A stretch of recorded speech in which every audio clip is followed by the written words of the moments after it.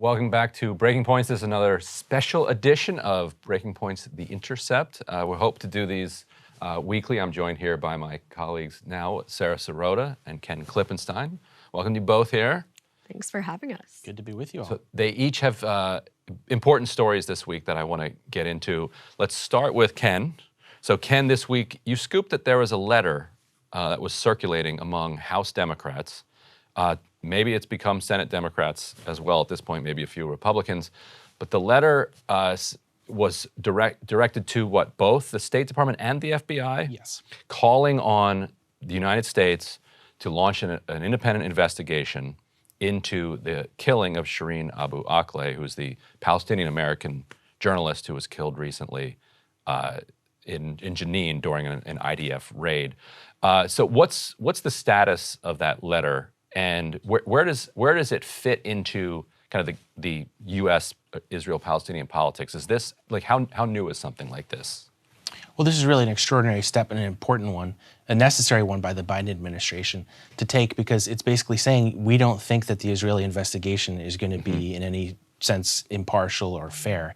And not just that, it's a politically and legally important step to take, because Shireen Abu Akleh was she was a U.S. citizen, and that highlights how out of control the Israeli forces are when they do that. I mean, a human being is a human being. It doesn't matter, what nationality it is, but legally, this means that the Biden administration has certain responsibilities that it has to attend to. So not only are they having an FBI investigation, they're having a State Department review of if any laws were broken when what witnesses say happened was Israeli forces fired on her and killed her.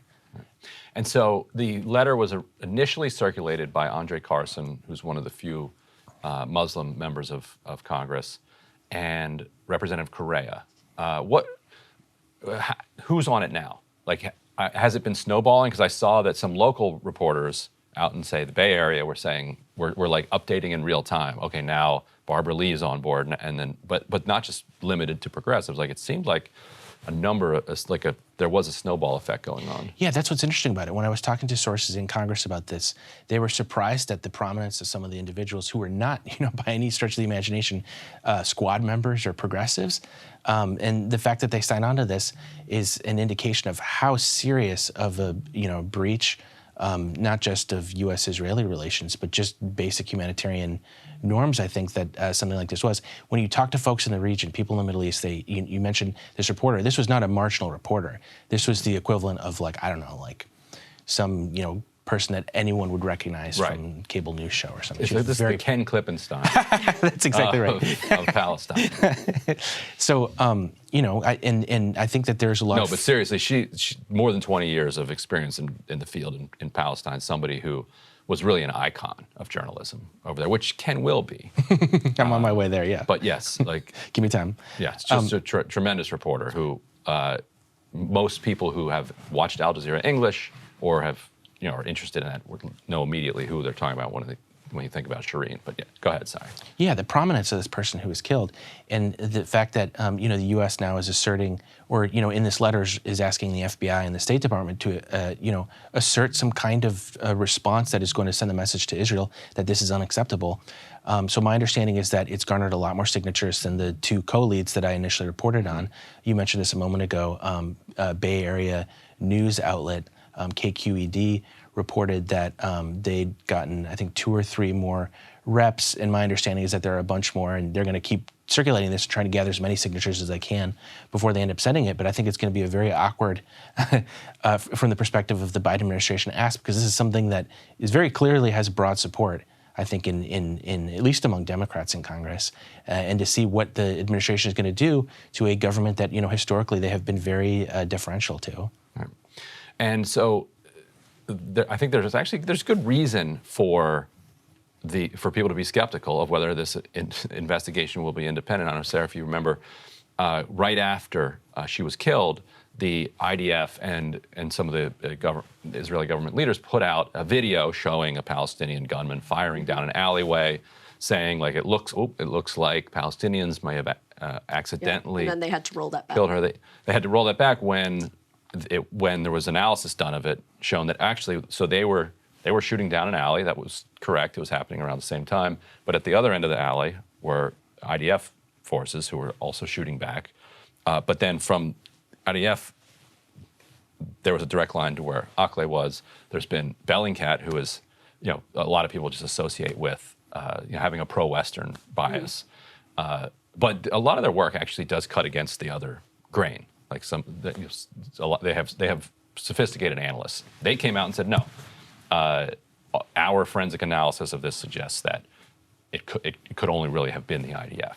And so then at the funeral, you have Israeli police, beating the mourners to the point where they almost completely dropped her casket. And so from that perspective, you're like, how on earth could anybody trust this government then to do an impartial investigation into its culpability here? Right. And the Israeli government, tried to argue that, well, the police, targeted the mourners because they were respecting the family's wishes to have the funeral proceed in a certain way. And obviously that's been met with quite a bit of skepticism. Right. So, That's not how the family did not want it to unfold how it did. Yeah, I think anybody could watch the video and have a little skepticism about that argument. I think your point is completely made that a lot of people would have reason to question if the Israeli government could execute a truly unbiased investigation here. What was incredible, too, is if you look at just the Israeli government's response to when the police beat the protesters, initially they were asking the police, why are you doing this?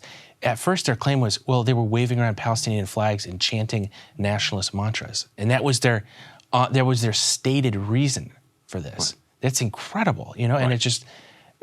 to any sort of audience watching that, I mean, it goes a long way towards explaining why there is this skepticism that exists towards what nature of the investigation is going to be.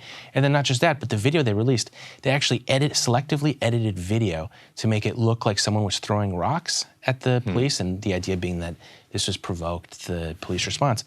I can't remember who was able to find this out, but what it showed was that the video was sort of, I think it was sped up and omitted a part that made it look like a guy who was just waving his arms in frustration at how horrifying this scene was. They made it look like he was sort of, charging at someone or throwing something, and it wasn't the case at all. Right. And so just again and again, these indications that there's not a good faith mindset on the part of the Israeli government when it comes to any sort of look into what happened here. And the effort to defend that is now bleeding into, and I want to talk about your story in a second, is now bleeding into Democratic primaries. Just on Tuesday, you had AIPAC combined with DMFI, Democratic Majority for Israel, using mostly Republican donor money to intervene in a bunch of different primaries, including 2 in North Carolina and 1 in Western Pennsylvania.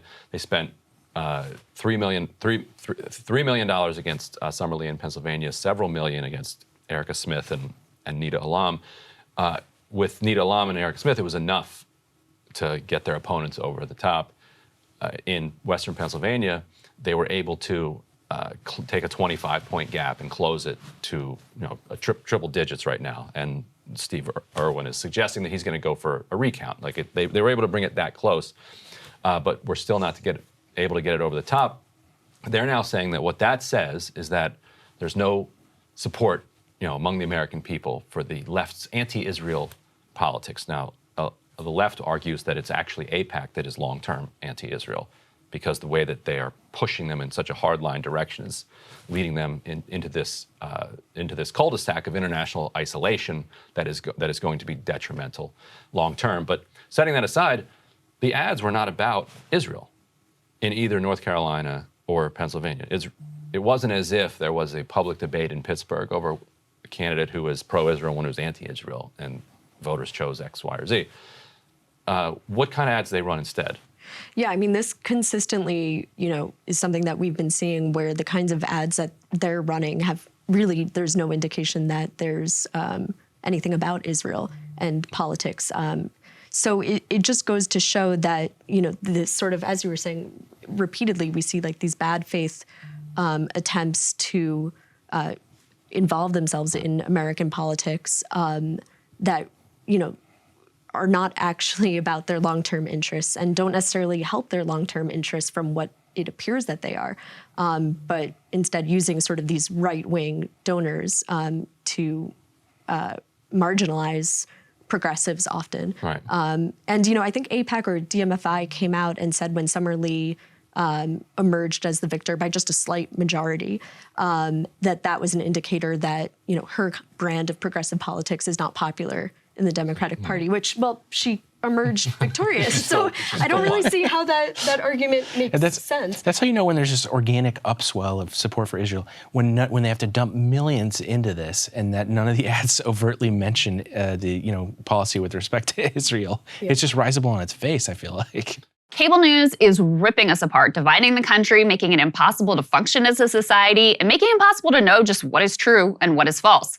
But the good news is they are failing and they know it. That is why we're building something new, a new mainstream, a healthier one, something more trustworthy, something that we are going to need in one of the most pivotal times in American history. We are building up here for the midterms, for the upcoming presidential election, but we need your help. So if you can help us out by becoming a premium member today at breakingpoints.com, we're trying to change America for the better and the entire world. So what are you waiting for, guys? Go to breakingpoints.com and sign up and help us build a new mainstream.